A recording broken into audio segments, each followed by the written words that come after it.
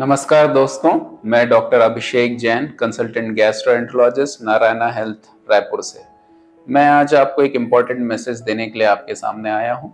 मेरा मैसेज है world IBD day के लिए, जो कि हर साल 19 मई को सेलिब्रेट किया जाता है। इस बार इसका जो थीम है वो है आईबीडी हैज नो बॉर्डर्स। इसके लिए सबसे पहले हमें समझना होगा आईबीडी क्या है। आईबीडी मतलब इन्फ्लेमेटरी बाउल डिजीज, जो कि दो पार्ट्स में डिवाइड किया जाता है।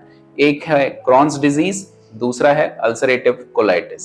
ये दोनों ही बीमारी हमारी इम्यून सिस्टम के डिसफंक्शन से होती है, जिसमें कि हमारी आंतों में, जो कि हमारा फुट पाइप से लेकर मल द्वार तक होता है, उसमें कहीं पर भी अल्सर का होना, कुछ फिस्टुलाज या कुछ आपस में कनेक्शंस या छेद का बन जाना, पस डिस्चार्ज होना, इससे होता है। जनरली इनके जो सिम्टम्स होते हैं, तो उसमें अल्सरेटिव कोलाइटिस में मोस्टली पेशेंट्स को मल द्वार से बार बार खून आना या फिर बार बार डायरिया हो जाना, पेट में दर्द होना, अर्जेंट मोशन जाना, बिल्कुल भी रोक ना पाना, ऐसी शिकायतें होती हैं। दूसरी तरफ क्रॉन्स डिजीज में हल्का पेट में दर्द होना, डायरिया होना, कई बार मल द्वार में बहुत सारे फिस्टुलास का या पस का निकलना, आंतों में सूजन या रुकावट का हो जाना, ये सारे सिम्टम्स होते हैं।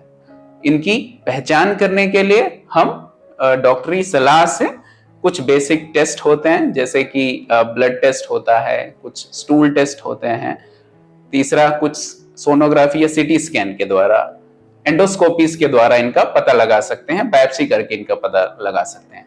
सबसे इंपॉर्टेंट चीजें इनमें ये जानने की होती हैं, जैसे हमारे इंडिया में टीबी बहुत कॉमन है और कई बार टीबी और क्रॉन्स डिजीज या आईबीडी को डिफरेंशिएट करना मुश्किल होता है।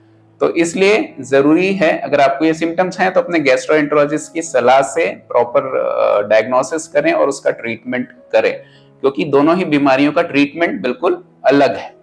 अगर हम ट्रीटमेंट की बात करते हैं इन बीमारियों की, तो मोस्टली कुछ मेडिसिन के द्वारा हमारे इम्यून सिस्टम के जो डिसफंक्शन है उसको कंट्रोल करके इन बीमारियों को कंट्रोल में रखा जा सकता है। लेकिन ये जरूरी है कि इनकी मेडिसिन लंबी चलती हैं, आपको डॉक्टरी सलाह से डोज को एडजस्ट करते रहना होता है और बिना उनकी सलाह के मेडिसिन को बंद नहीं करना होता है।